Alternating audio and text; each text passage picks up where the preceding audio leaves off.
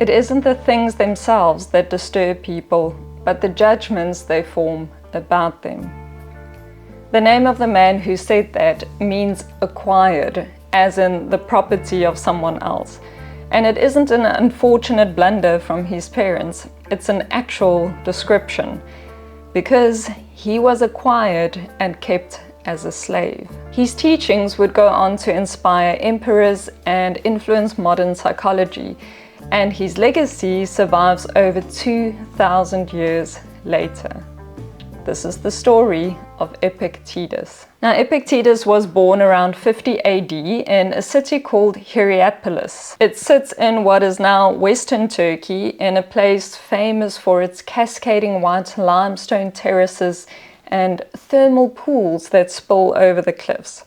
It's truly beautiful. Do yourself a favor and go check out some pics. Now, we don't know his real name, and we also don't know how he came to be enslaved, whether he was born into it or sold or taken. But what we do know is that at some point he ended up in Rome as the property of a man named Epictetus. Now, Epictetus is also worth a moment, because this man was not born into wealth and power. He had actually been a slave himself, and he'd earned his freedom, climbed his way into the imperial court, and eventually became the personal secretary to Emperor Nero, which in practical terms meant he sat at the center of the most powerful administration in the known world. And I just find it interesting that a man who knew exactly what it meant to be owned chose to own someone else when he had the power to choose differently. But it doesn't add to the point, so moving on. One good thing is that Epictetus permitted Epictetus to study philosophy, specifically Stoic philosophy, under one of the most respected teachers in Rome at the time, a man named Musonius Rufus. Now, this apparently, and I didn't know that, wasn't unusual in wealthy Roman households. Educated slaves were valuable as they could serve as tutors, administrators, or advisors. So this wasn't a show of kindness from Epictetus, it was still to serve his own gain. Now, Musonius taught that philosophy was not something you think, it's something you do. And specifically, he taught that pain, injury, poverty, and exile are not evils, and that none of them are to be feared. He taught that hardship is not what breaks a person. The thing that breaks a person lives entirely inside their own mind. And I mean, dude knew what he was talking about. Musonius himself had been exiled 3 times by the emperors of Rome, and back then it was a punishment considered by Romans to be sometimes worse than death. So here was Epictetus, a slave, sitting in those lectures, hearing a free man say that no external circumstance has the power to hurt you. So just picture this, he was learning that while sitting in a room he couldn't leave. And I feel like this in itself was a test of character and mindset, because if you're a slave and someone tells you your external circumstances can't hurt you, I think you can either become extremely bitter and resentful or be inspired. And isn't that a choice we face every day too? We can either grow from our pain or be destroyed by it. Well, Epictetus obviously masterfully absorbed the inspiration and the positive in these teachings. And just to illustrate that, there is this one story which, if accurate, is quite mind-blowing. So Epictetus walked with a limp, and according to a Christian writer named Origen, he got this limp in both the most disturbing and yet unbothered way. So the story goes that one day Epictetus decided to twist Epictetus's leg. I mean, why not? And whether it was cruelty or a test or simply the casual exercise of power that happens when one person owns another, we don't know. But what the account tells us is that during this brutal act, Epictetus didn't flinch. In fact, he was stunningly detached. So while his leg was being twisted, he looked at his master and said calmly, "You're going to break it." Epaphroditus kept twisting. The leg broke. And Epictetus said, "Did I not tell you?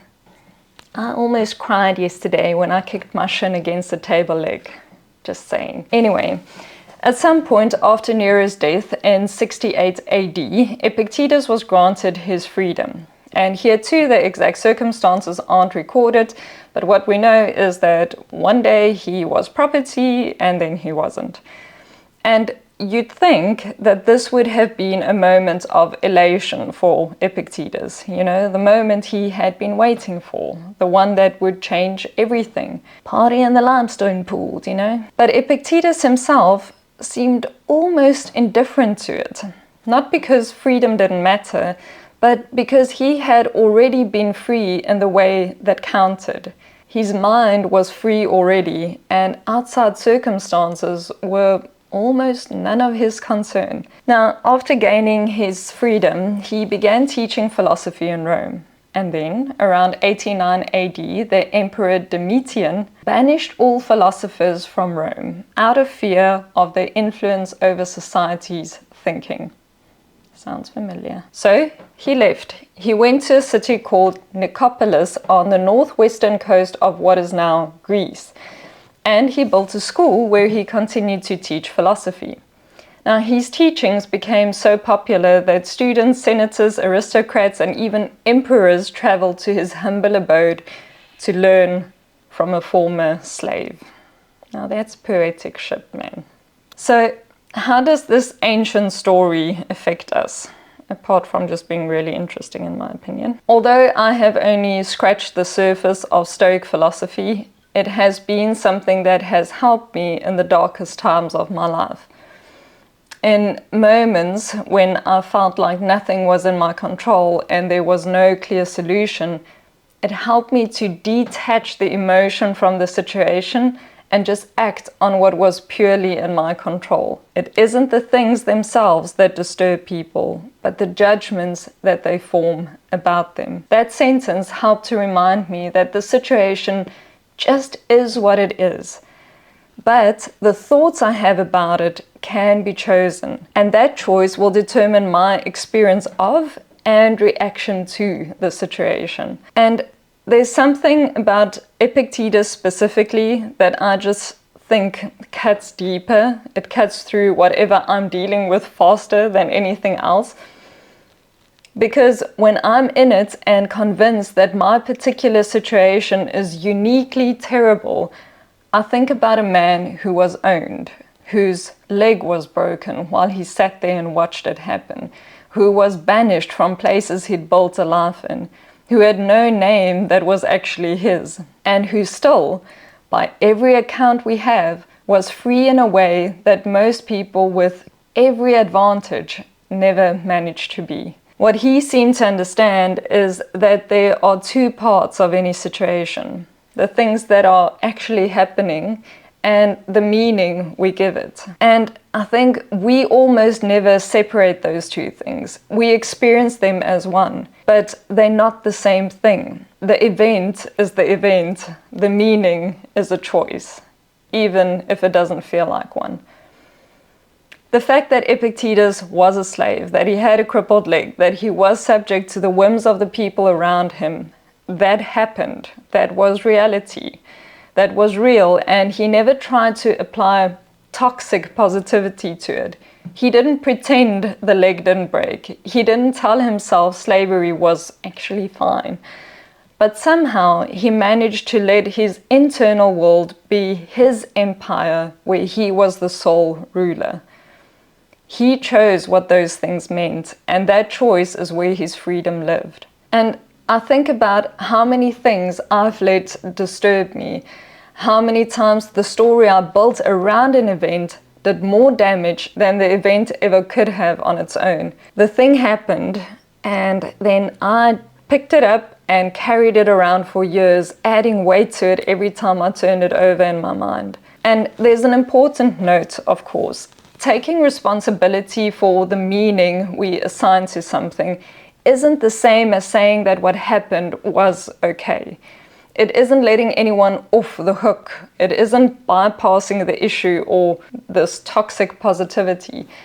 It's just refusing to let the event keep happening inside you long after it's over and letting it poison you from within. It is refusing to hand your internal empire to something that has already passed. Now, sometimes we don't even consider that it is a choice. We see ourselves as slaves to what happens to us. We wait for circumstances to change before we allow ourselves to feel differently. We put our freedom on layaway, I'll be okay when this resolves, or when they apologize, or when things look different. Epictetus had a broken leg and no legal right to his own name, but he chose to think about it in a way that didn't poison his soul. It isn't the things themselves that disturb people, but the judgments they form about them. How can we let go of rigid thoughts and meanings and allow ourselves to be free? I'll see you again next week, and always stay powered by progress. Bye.